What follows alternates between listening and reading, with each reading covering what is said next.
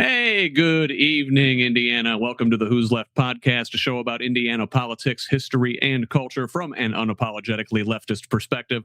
My name is Scott Aaron Rogers, and I'm broadcasting from Bloomington. So, we are exactly 1 week away from primary election day here in the Hoosier State. And in the lead up to this incredibly important election, we've talked to a wide range of candidates with a particular focus on state house and state senate races, as well as plenty of congressional candidates.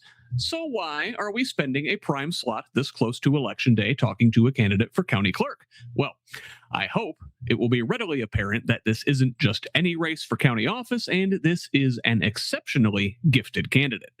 Tonight's guest is Karla Lopez Owens, and she's running to unseat an established incumbent in the state's most populous county.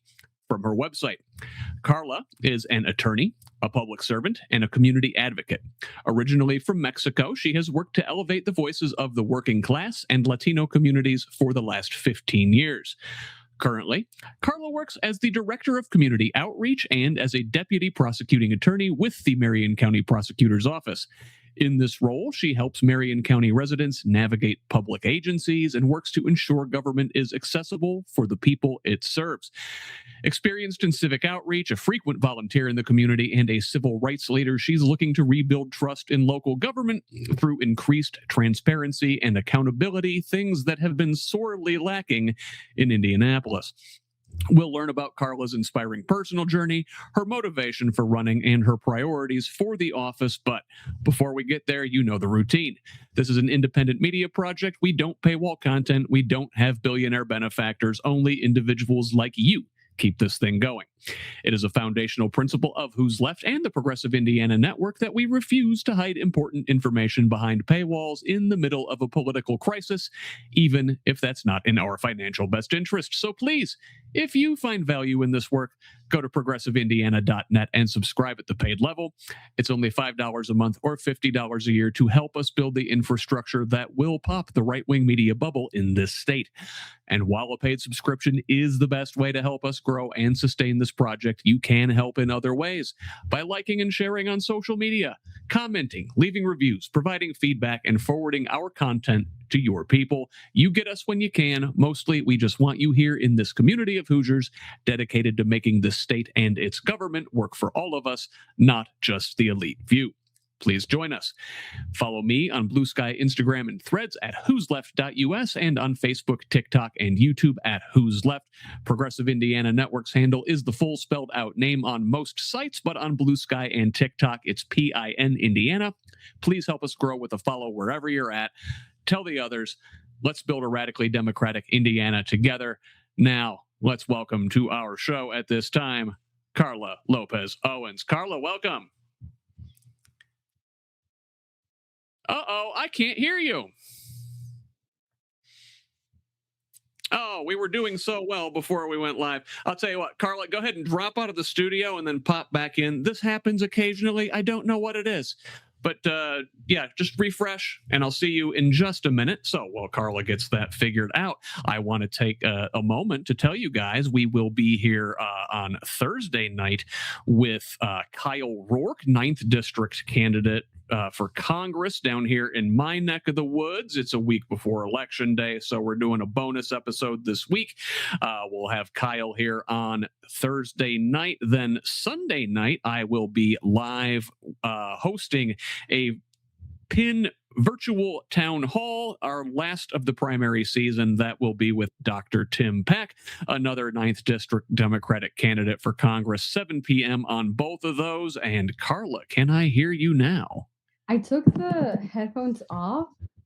Does that work? Can you hear me okay? I can hear you now. Perfect. Then we'll just keep it like this. All right. Excellent. Well, hey, technical difficulties aside, great to have you here. Thank you for joining me tonight. Thank you for having me. So, listen, I like to do all these candidate interviews sort of the same way. I like to start with the easy journalism questions, the who, what, when, where, right? And obviously, the what is the election. It's going on right now. Early voting is open. We're a week away from Election Day. Yeah, so that's the when, that's the what, right? Let's talk about the who. Let's talk about you. Tell us about yourself. Yes, and we can keep this as, flowing. You can stop me at any point if I'm talking too much. But I'm Karla Lopez Owens, and I'm an immigrant from Mexico. When I was 8 years old, my family and I came to the United States of America. And like many other families, we were looking for work. And my mom eventually found that in first North Carolina. She worked there at a turkey factory. And it very quickly became evident that she was unable to keep up with the pace of the required quotas that they have for the turkeys, the turkeys that they were killing. So it's awful. The conditions are Oh, horrible. I've heard about the conditions of some of these meatpacking plants. They're brutal. Part of the reason why I'm also a vegetarian now. So beyond the exploitation of animals, the exploitation of the workers, I mean, it's just horrible. It's inhumane. And because she was unable to keep up with that pace, then my aunt who lived here in Indianapolis called my mom one day and said, "Hey, there's a job here. Come work as a housekeeper." And so that's kind of how we ended up in Indianapolis, Indiana. But we've lived all over the county and the state.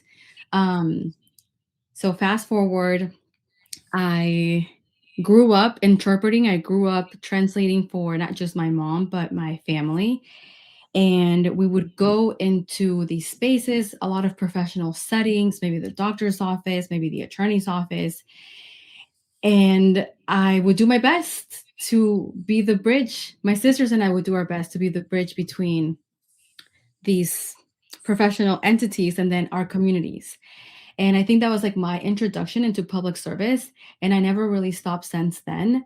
So I've had really great experiences with people in these agencies, very helpful, but also very unhelpful experiences. And I think that's part of why, I decided to run for office. And we'll get to that in a second.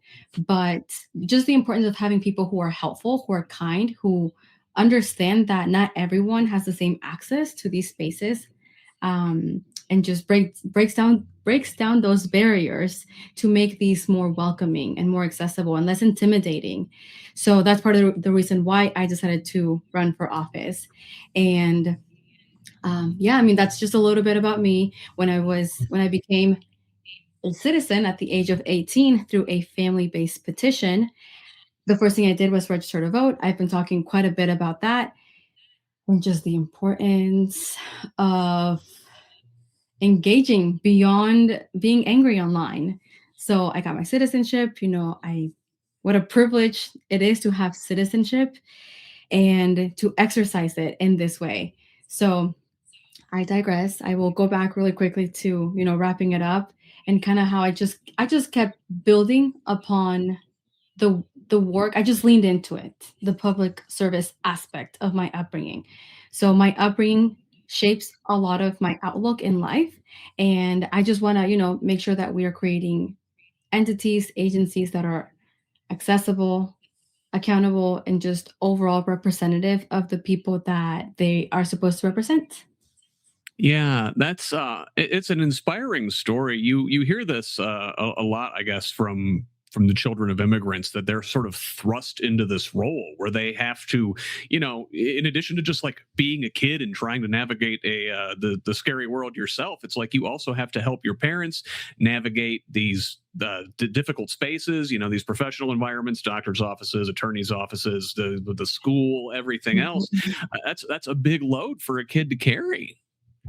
And we do it, sometimes it's really overwhelming, but because there are a lot of people that help us along the way, we just figure it out. We teach ourselves and we just keep moving forward. Somebody asked me the other day, wasn't it hurtful, like when people were looking at you, like the professionals who are sometimes not as welcoming and who are sometimes yeah, not as welcoming. I'll just leave it at that. They asked me if I took offense to that, if that bothered me. And I think it did initially, because you can feel through their eyes just like the disdain that they have for people, from historically marginalized communities. And I felt that. So I would tell people it did bother me initially, but because I was just hyper focused on the work that I was there to do, I just leaned into that because at the end of the day, I needed to make sure that I was giving the correct information to my mom, to whoever I was with at that time period. And that's what I just, I just kept hyper focused on that. And that's my game plan currently.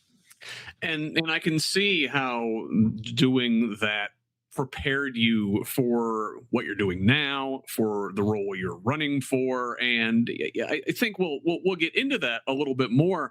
But I want to talk about the where a little bit, and you're running for clerk in Marion County, and I've had candidates for Congress in here a lot over the last several weeks as we prepare for this primary. And, you think, well, it's Congress. It's a big role, right? It's the U.S. House of Representatives. Well, your average congressional district is about 750,000 people, right? You, as a countywide elected official in Marion County, would be representing more people than any congressperson would. That's big. And it's exciting. It's just like, what a fantastic opportunity to mark ourselves on the map. I think about Lake County. I think about Marion County, which are currently the most populous, the most diverse counties in the state of Indiana. And I just don't think that the engagement is a reflection of that.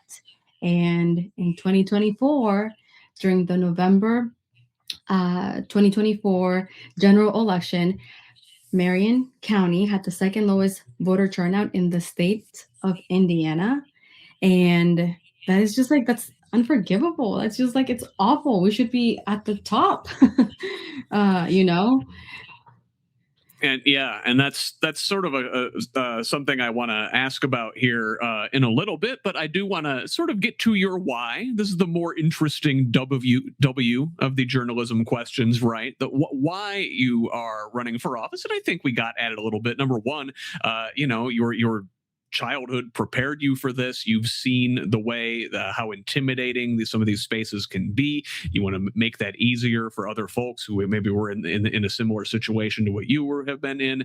And you mentioned the low voter turnout in Marion County is also maybe something that is motivating you to do something about that as well. Am I on the right track?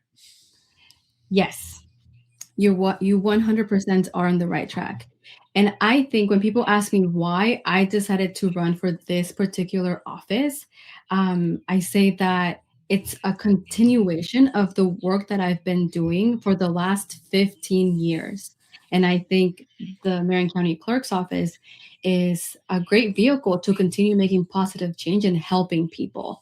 And most recently, I'm currently employed as a deputy prosecuting attorney and as a director of community outreach with the Marion County Prosecutor's Office. I've been with the prosecutor's office for 5.5 years. And then in my volunteer grassroots work, I've been involved in a lot of different organizations, but most recently, I was the president of the Indiana Latino Democratic Caucus. We actually held elections today. I was unable to make it, but there's a new president, there's a new vice president, there's new leadership. I'm so excited. And before I was the president, I served as the voter education chair for 5 years within the Latino. And I'm deeply, deeply invested in this work. So it's a combination of all these things. And, where can I help the most people? How can I support the most neighbors, the most constituents? And I saw this role as the perfect opportunity, the perfect vehicle to continue doing that work. So, I mentioned we have congressional candidates around here. We've had state house candidates and Senate candidates. And just in general in this country, I feel like presidential politics especially, but national politics generally sort of sucks all the oxygen out of the room. And we don't pay enough attention to the things going on locally. I bet a whole lot of people don't even know what the heck the county clerk does. So can you tell us what the county clerk's office entails? County clerk's office is one of the most public-facing agencies that we have in the county. And in the first part of the responsibilities of the clerk's office, they're fairly administrative. They're the official record keeper of court records. So they facilitate entry into the court system. Anytime you need to initiate legal proceedings against someone, you go and file the paperwork at the clerk's office. You need to get copies of documents from a case that you were involved in, that somebody else was involved in. You go to the clerk's office, child support payments, marriage licenses, and a host of other administrative procedures like that. And then on Mm-hmm. the other hand, the clerk also serves as the secretary for the Marion County Election Board, and the Marion County Election Board is responsible for overseeing countywide elections, and ensuring that we have fair and free elections year in and year out, supporting with engagement, supporting with the training, with the preparing, with equipping poll workers with the resources that they need to be able to run successful campaigns.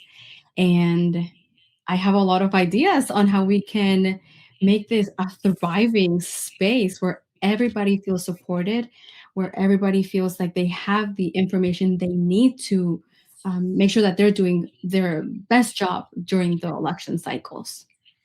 Yeah, well, I guess let's dig into that. Some of your ideas, I guess.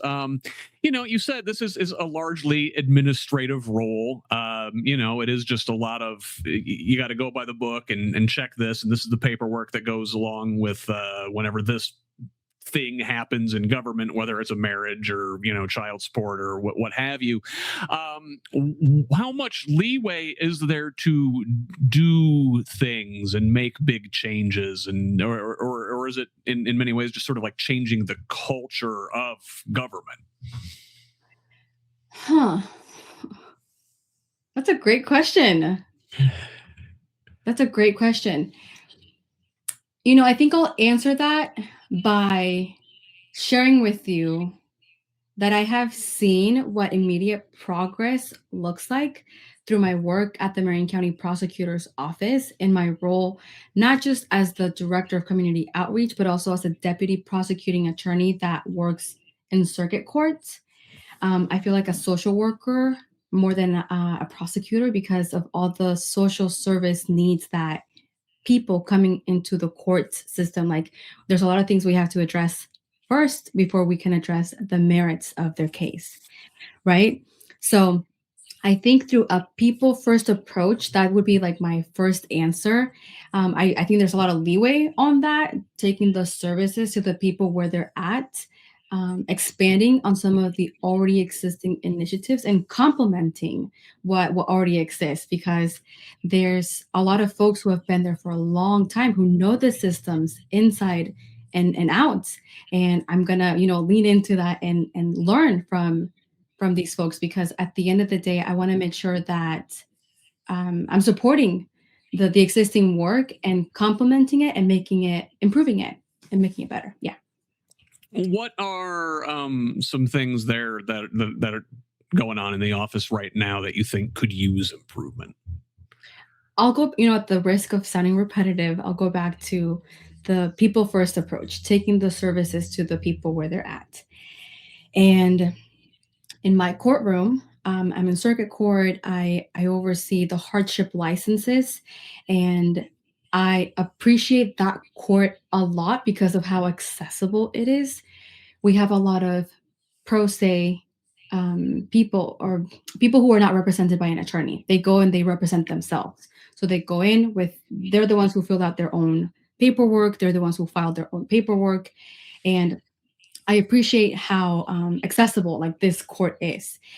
But to that end, I know that there's a lot of things that we as the state, because I represent the state of Indiana in these proceedings, and then the judge, that we have to do to ensure that the person who's there on their own understands everything, like understands what our responsibility is, what the judge's responsibility is, what their responsibility is, and because that would typically be the job of the attorney, right?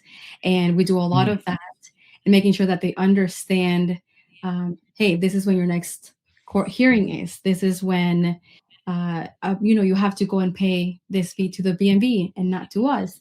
you go and get your insurance with this agency and not through the state. So those kinds of things. And in doing this work, we're out in the community quite a bit.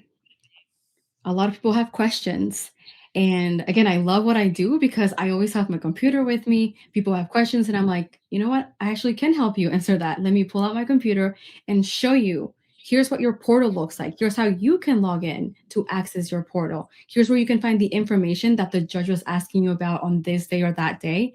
And again, just like through having a very aggressive public presence, I think we can bridge a lot of those gaps and ensure that people feel like they're being supported, through these procedures. So again, just taking the services to the people where they're at, whether it's through community outreach events, whether it's through internal programming, just expanding on that and making myself available for questions, because I think visibility is important. And for better or worse, when you sign up to be a public servant, that's what you sign up for. I feel like my time doesn't belong to me anymore. It belongs to the community because that's what I signed up for. So I just take it in stride. I love it. I love people. I love working with people. And I know what it's like to struggle to reach, these agencies. Like, I know what it's like to demand equal access. And I want to do that for everybody in Marion County. It can be intimidating, right? And like going back to your childhood story, I imagine as a child, especially, that was intimidating. I imagine for your mother, as somebody who probably didn't speak a whole lot of English, it was intimidating to have to interact with government. It's intimidating for a lot of people who were born here and speak English and to interact with government anyway, right? And what I hear is like, you want to make it less intimidating, more accessible, not this scary experience that it can be for a lot of folks, I think. Demystifying the processes and acknowledging that accessibility goes beyond language accessibility, that it goes beyond disability accessibility, that a lot of poor people are dealing with issues that before I entered this court, I just like took for granted. And again, payment is a big issue. Sometimes, the people coming into court don't have a credit card. They don't have a bank account. They can't make a payment online. They don't have a smartphone. They can't order a Lyft. And these are the types of things that I'm thinking about, and how can I address those issues so that we're all meeting like in a great place, and we can again move forward, find that common ground, and then move forward. Is it getting more bus passes? Is it strengthening the relationships that we have with other agencies? Is it expanding collaboration? So I don't know if I answered your question, but yeah. No, it's a lot of stuff like that we take for granted, like like bus passes or the smartphone issue. And I think a lot of folks just think, well, yeah, everybody, you just drive in, what, you use your phone, you use the parking app, I mean, what? And for a lot of folks, I think, especially in government, if you've been there for a while, you sort of lose touch with what it was like to struggle with that sort of thing, don't you? We have a lot of illiterate folks that come through our court system, and I find myself writing, step by step by step by step. Like, okay, now that this decision has been granted on your case, now you're going to go here. After you go here, they're going to tell you to go here. And just making sure, again, I just want to make sure that we're helping them and making sure that they feel like not just respected, meeting them with respect and dignity, but also helpful, just being helpful. And is it getting more advocates? I don't know. These are just some of the things like I think about. Yeah, and you talk about going out to the community and meeting folks where they're at, and just telling, hey, look, government is actually here to work for you. This is, kind of what we believe. If as Democrats, right, as liberals, we're supposed to believe in the functional nature of government. That is, it is a thing that's here to serve people. It is not this other. It is of us, and we are of it. And that's how we work together as a society. Voting, I think, is a big part of that, right? And so you talked about a lot of the administrative aspects, the paperwork, the child support, the marriage licenses, those sort of aspects of the job. But the election angle is probably the most forward facing, the most public facing, probably the thing that draws the most scrutiny, I would say, from folks in and outside the community. And obviously this also affects government, not just in Marion County, all of Indiana, which you sort of alluded to when speaking about the low voter turnout there and how Indianapolis and Marion County should be leading. I want to say like 1 in 7 Hoosiers lives in Marion County or in Indianapolis. That is all statewide races, therefore, should be going through there. And if we had higher voter turnout in Marion County, we could be pulling up the vote totals for the whole state. Yeah, we could. We could. Should I just dive into that, or do you have a question? Well, I mean, I guess I'm leading you to talk about how maybe why you think voter turnout in Marion County has been so low, and then how we fix that. Well, I know why voter turnout is so low, not just because I read the reports that are very accessible and obviously out there for anyone that takes the time to read. Again, it's black and white. It's right there. It's right there. Here are the studies. It's right there. It's not like rocket science. And often in these studies, when you start to ask more questions, peel back those layers, there's a couple of things that are mentioned. First, how inaccessible or how hard it is to participate in these processes for people who are transient, who are moving from place to place, maybe students, maybe younger people, maybe people who may not have had that civic education at school, or like maybe it wasn't inculcado, it wasn't like their parents didn't talk to them about, the importance of civic engagement. That's one of the things that's always mentioned in these reports. The barriers that people from historically marginalized communities, renters is another example. People who, again, just are moving. I moved. I went to a different school every single year of my life until I went to North Central High School. But I get it, like there's a lot of instability, and voting is the last thing from your mind. So that's one reason. Another reason people mention not coming out to the polls is because there's a lack of competitive races in the primary and a lack of education around who's running, who's doing what. So again, through very aggressive public education, taking the information to the people where they're at, there's a lot of things we can do to counter this, but I digress. Let me go back to the reports that I read. And then, sorry, I've been talking so much and I'm like on the verge of like losing my voice again. But back to my point. So the barriers, the lack of competitive races, and then an apathy, a lack of feeling like their vote matters.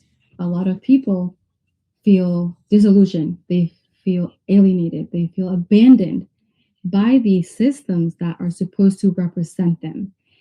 And we can get into all that, but I think, we would get into the weeds as to why the systems as they currently exist don't work for people like me and like my neighbor and like people like me and you. and only work for a select few folks. So that's some of the things that I've read in these reports as to why voter engagement is so low. Okay.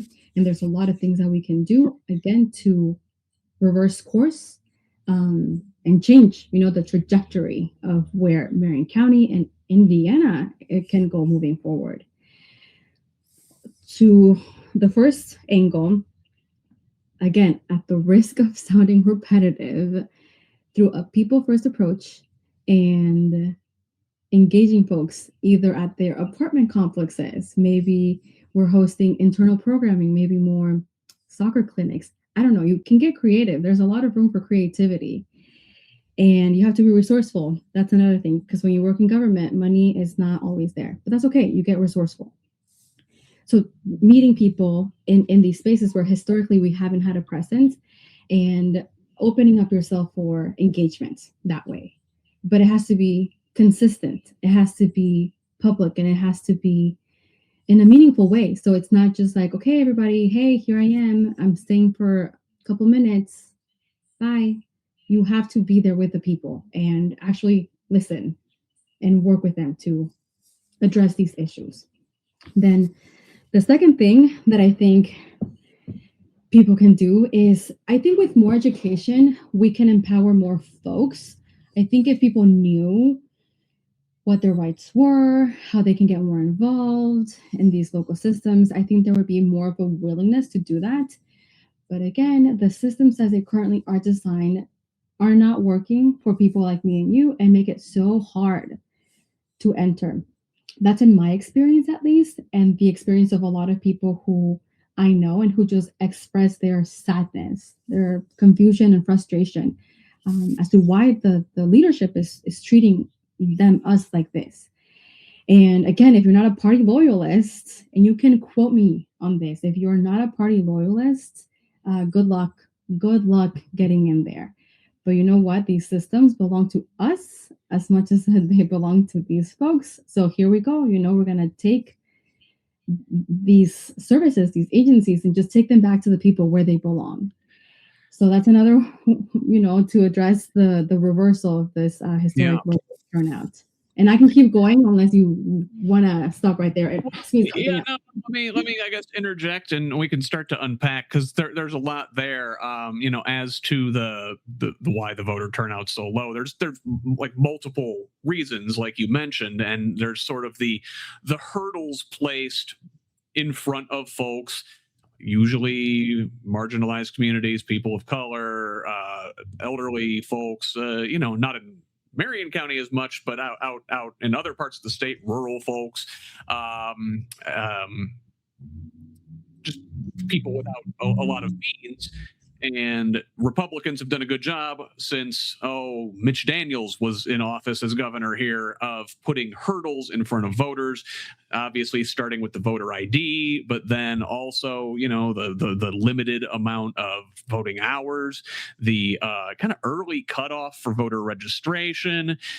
There are lots of hurdles placed in front of folks to get them, that want to go to the polls. But then you also have to focus on the want to side, right? You have to give people a motivation to come out. Sounds like we haven't always been great about that. And then going out there and helping people along. Democrats especially have to work harder. We have to overcome the hurdles that Republicans have placed in front of us, but then we also have to give people a reason to want to jump through those hoops. And I mean, it's not just the Republicans. Again, you can quote me on this, but I also find that it's often our own party that it's discouraging. It's just, gosh, I'll just jump into what happened February of this year. February of this year. I don't know if you wanted to do a segue into that, but I do want to talk about Please, please. We talked about it a little bit here in these spaces. I think you're referring to Marion County Party Chair Mila Eldridge challenging the candidacies of several folks for delegate and precinct committee on a technicality, right? The rules are the rules, but also it seemed that this was targeted at a certain kind of Democrat.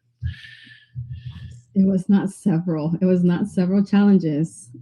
It was dozens of challenges. And we talked about the reversal of that historic low voter turnout. In 2024, I mentioned that Marion County had the second lowest voter turnout in the state. Okay. And mind you, that was one of the most consequential presidential elections in modern history.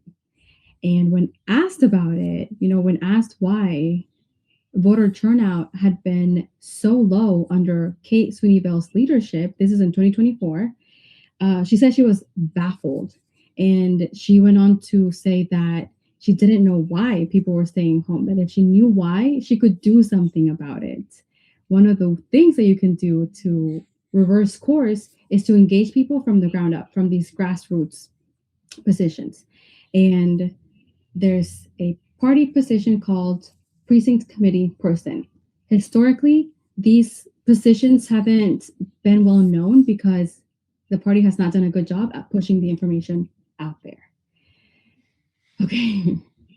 According to the Indiana Democratic Party rules, the role of a precinct committee person is to be that bridge between the neighbors and then these agencies, the party. And part of that role, there's some responsibilities that come with that role. So in theory, you're supposed to be equipped with information on, hey, this is when the primary is taking place, the general election. This is where your voting location is. This is how you can sign up to be a poll worker. This is how you can sign up your friend to be a poll worker. This is how, let me help you register to vote. Let me help your friend register to vote. Those sort of things. And engaging people, right? Engaging voters consistently. That's how you turn out those votes. Okay. This year, 2026, we had an unprecedented amount of folks wanting to be involved. These are qualified, competent, phenomenal, fantastic individuals who have energy, who have ideas, who I think, can get us out of the hole that we're currently in.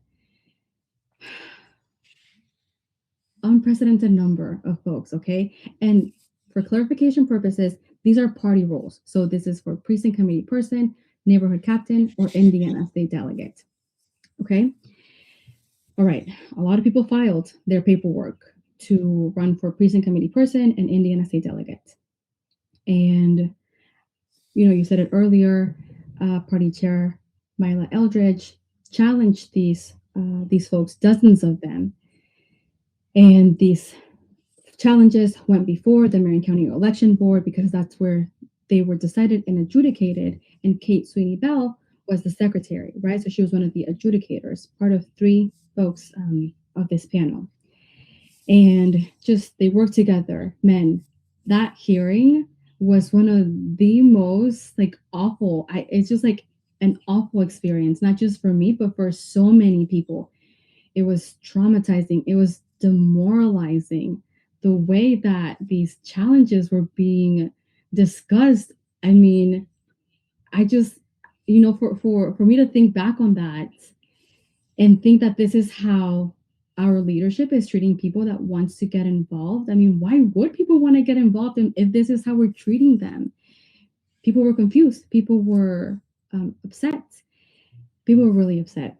They felt as if they had done something wrong. They felt as if the party was suing them, that these were legal proceedings. And I had to step in and say, no, you're not in trouble. I know that this looks official. I understand that they sent this on a Friday at 5 p.m. at night, and that it's a holiday weekend, and that they're not going to respond until the following week, and they give you guys the wrong email address. I understand all of that. But you didn't do anything wrong. You didn't do anything wrong. And so again, young people, it makes me so upset to think about, honestly. So I'll backtrack a little bit. In thinking back, not just on this hearing, but on past hearings, where again, it wasn't Mila Eldridge who was the county chair, it was Kate Sweeney Bell. And it was Mila Eldridge who was the clerk. So they just, they did the old switcheroo at one point, right? In 2022. And I was looking back at I was watching back on some of the hearings, like the challenges for previous elections, or I'm sorry, for previous candidate challenges. And the similarity, like the eerily similarity of these challenges was just like, you can't get past that. So yes, they say rules are rules. And I get it, I'm telling people, I understand. I'm an attorney. I understand. You need to uphold the rule of the law. But what they always conveniently always omit from these conversations are the systemic barriers that they create that keep people out. Email after email, call after call, either goes unanswered, it goes ignored, there's no accountability. There's no accountability. They have all the discretion in the world. The rules apply to them when they want them to apply to them. And they when discretion serves them, that's when the rules are, that when there's a discretion and it serves them, that's when that's applied. And so I don't think people are necessarily upset with the rules arguments, because from what I'm hearing, what people are upset about is the lack of understanding, the lack of genuine support that they feel like they haven't gotten from party leadership as they try to enter and to understand, like, hey, how can I best serve these efforts? So instead of welcoming them, instead of creating these spaces where everybody feels like their voice is heard, that they can contribute, they just like outright reject all these folks. And so now these folks are feeling disillusioned. And again, where do we go from here? Where do we go from here? There's this sort of myth that, safe seats create extremes in both directions, that gerrymandering makes where Republicans have this seat and they're basically guaranteed to be there, and so the only real election is the primary, and you wind up getting more extreme Republicans in that area. And the same thing if you got safe blue seats, that then you wind up it's a race to either extreme, and you get far more progressive, more left folks on the Democratic side. And I found that's just not true. And what happens is you get safe seats both ratchet to the right, because money winds up capturing them either way. And on the Republican side, that makes sense. On the Democratic side, basically you have folks who do Republican stuff. They basically work for the real estate developers. They carry on the status quo. They do the establishment thing. They don't want young people and marginalized groups participating in the project. They put a D next to their name because that'll get them elected, but then they govern as whatever a centrist establishment concern.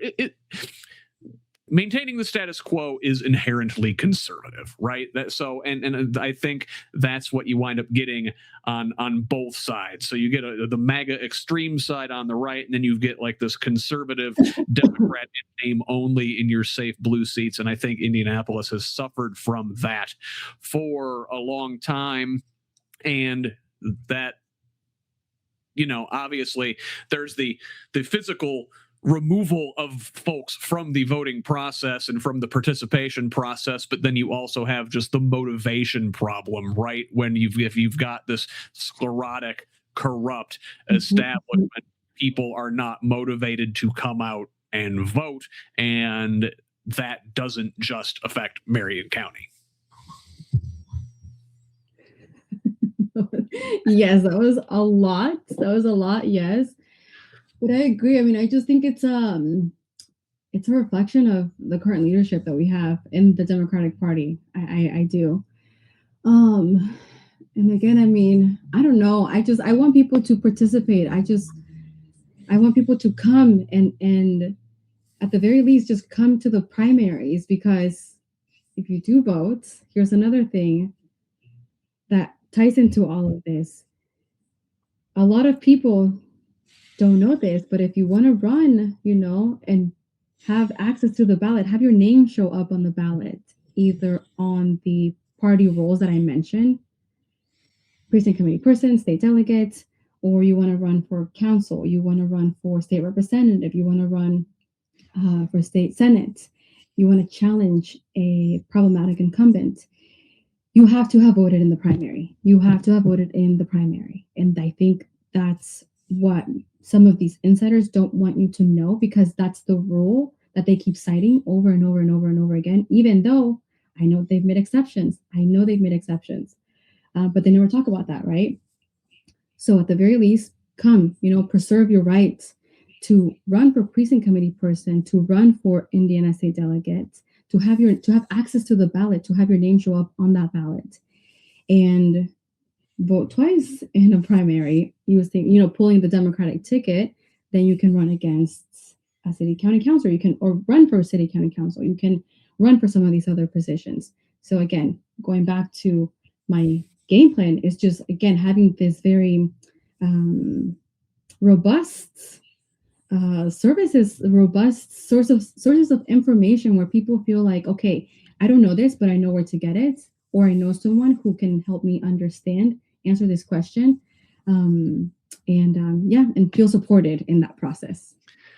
And just not having that information out there and accessible and present, and like going out and finding people and putting that information out there and telling it to them, then that benefits power regardless of party. That just keeps the same people in place. They don't want new people coming in and challenging them from any direction. And somebody not in Indianapolis, I'm down here in Bloomington, but I hear the same thing, from folks in South Bend and Fort Wayne and Lafayette and wherever. We depend on that turnout in Indianapolis, in Marion County, to drive up the statewide numbers. And if y'all aren't carrying that load, it affects all of us in things like presidential races, the Senate races, and statewide ballot measures and things like that. We need y'all to get your stuff together. We need help. We need help. And I think it also starts from the ground up. It's like, yes, races like this are so important and some of the most consequential elections, but we need so much help. And that's what I keep telling everyone in the work that I do through the Latino Caucus, through this organization, that organization. We need support. Like, the work already exists. We need resources. We need you to lend us not you, but just in general. I think unity is also like a really big thing that I want to promote. I want to work with the party. Like, I'm very critical of the party, yes, but it's because I care. Like, I want to make it better. I identify, as a socialist Democrat. I identify as a progressive Democrat. I want these systems to work for all of us, And we can't get there until, folks who have a strong hold, like a chokehold on these positions, either come together and like work with us in a meaningful and genuine and honest way, or just like we replace them. And the only way to do that is with organized people power, it seems, because, you talk about needing these resources, and resources usually cost money. And it turns out they're the people with the money, and you got to go through them. You got to kiss the ring. You got to beg and say, oh, yeah, we'll do things your way if you want any of those resources. And so we have to, going back to what we were talking about way earlier, getting resourceful, making do with what we have. And I guess, bringing it full circle, that's sort of how we have to take these mechanisms over, is from the ground up with overwhelming people power. And it's going to be a collective effort, a very collective effort. You're right. But I think that through this work, we can create an unprecedented wave of civic engagement that meets the moment, that meets where we're at right now. Because there's a lot of energy and there's a lot of enthusiasm and there's a lot of ganas, there's a lot of will. There's where do we go? What do we do? How can we change? How can we reverse course, not just with low voter engagement, but just overall where we are as a country? And again, it starts, with us, with coming together and building coalitions, strengthening lines of communication, and being patient, also having grace, because it's not always going to be perfect. We're going to make mistakes. I make mistakes all the time. I try to acknowledge those mistakes, those shortcomings. I'm not perfect. I'm learning as I go. And I welcome criticism. I welcome it because that's how we build upon what already exists, and again create systems that work for all of us and not just three people and a few Right. Well, that's how you learn. That's how you grow. And sometimes you'll get pushback from establishment folks. Oh, like, wait your turn. You don't challenge the incumbent. You don't take on somebody that's already in an office. And it's like, well, that's how we get the low voter turnout. If there's no choices, people aren't going to come out there, especially with a Democratic primary. You mentioned, one of the reasons a lot of those folks had their candidacies challenged for delegate or whatnot is because they had voted in a Republican primary. And I'm sure folks had different reasons for doing that. It was 2024. They wanted to vote against Donald Trump, try to get a more moderate Republican there. They wanted to vote against Mike Braun. There was a large-scale public, campaign trying to tell people to do these things. That was Recenter Indiana that put that campaign together. And it strategically that may have been a good thing to do. And even take that away, take away the Republican extremism. A lot of times in these Democratic races, there's no contested races. So why would you even bother to come out and pull a Democratic Party ticket if you're not really voting for anything? You're just giving your stamp of approval to somebody that there's only one candidate for the office. And whereas in the Republican primary, there may be challenged races. So it's important to have as many Democrats running for every office, including the contested ones. Yeah, I mean, democracy is good. Everyone should have access to the ballot. That's, democracy is good. Oh, gosh. Yeah, I was going to say something else, but I lost my train of thought. Sorry, I talk too much sometimes, but and hopefully that excitement, it carries into November. It draws more people into the process. Maybe people that wouldn't have come out before are now engaged civically, and they'll vote in November now, whereas maybe they hadn't before. So, that is a good thing. Yeah, there's a lot of people, first-time voters, young voters, new citizens who understand what's at stake. Republicans have told me they're going to vote for me because they've seen the work that I do. They know that I'm a public servant. And again, they believe in this vision that we have of having offices in local government that serves everybody. And to that end, it's just been really fantastic engaging with people in this way. I think primaries are great. Competition is good. And if you can stand on your track record, then you should welcome that. I welcome that. I'm not an elected official, but I'm also running for a precinct committee person and Indiana State Delegate. So please vote for me. If you live in Irvington, if you live in the East Side, Karla Lopez Owens, I will show up there on that ballot 3 times. Well, I guess to that end, in addition to on the ballot 3 times, where else can folks find you, learn more about you, learn more about your campaign? How can they donate? How can they volunteer? We've only got a week to go till Election Day, but time to start building that volunteer base for November after you win this thing. Again, win or lose, this is a progression moving forward.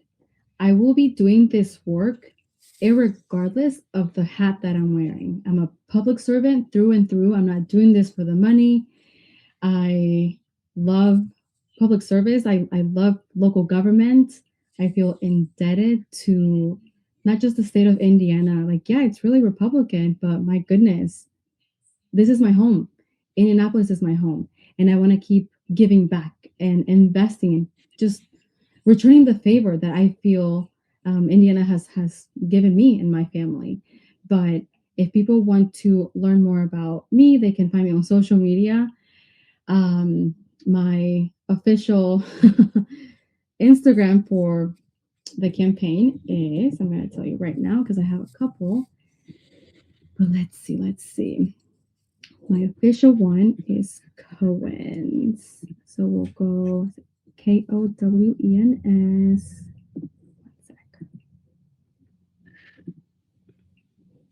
And then your website is klo4change.com. That's with the number 4. Yeah, and money is important, but honestly, we don't need money at this point. We need hands on deck. We need help making phone calls. We need help canvassing, working the polls the day of the election. And let me tell you, this has been a collective effort. This has been an effort put on by the people, and we wouldn't have gotten as far as we have without everybody just coming together. And I love you guys. I hope you know that. I feel so indebted to you. I'm so grateful. I'm so honored to do this work with you. But yes, my website is Klo for Change. You can find me there. You can also email me at Karla, Karla at KLO4change.com. And again, social media. I have a Substack. I'm about to publish something here soon, summarizing everything I've been talking about. I love Substack. My friend Leslie Salazar, who's also part of the Latino Caucus, introduced me to it, and I just never looked back. Well, we also love the Substack. We've built the whole Progressive Indiana network on it, so indebted to them as well. Listen, folks, only a week to go till Election Day. If you're in Marion County, Karla here could really use your vote. And Karla, I appreciate you so much being here with us tonight. Stick around. I'm going to say goodbye to the folks, but then after the closing card, I will say goodbye to you. Karla Lopez Owens, thank you so much for joining me tonight on the Who's Left podcast. Thank you. All right. That was County for Marion County Clerk Karla Lopez Owens joining us here tonight on the Who's Left podcast. There we go. As I was saying earlier, when we were experiencing some technical difficulties, we will be back on Thursday night with a special extra bonus episode of the show, 7 o'clock with 9th District Congressional candidate Kyle Rourke. I hope to see you here for that. Then, as I am every Sunday, I will be live at 10:30 a.m. for Who's Left This Week, Indiana's only unapologetically progressive Sunday morning politics show. We will talk about the week's top stories from U.S. and international news to what's going on here in our state and how it's all interconnected.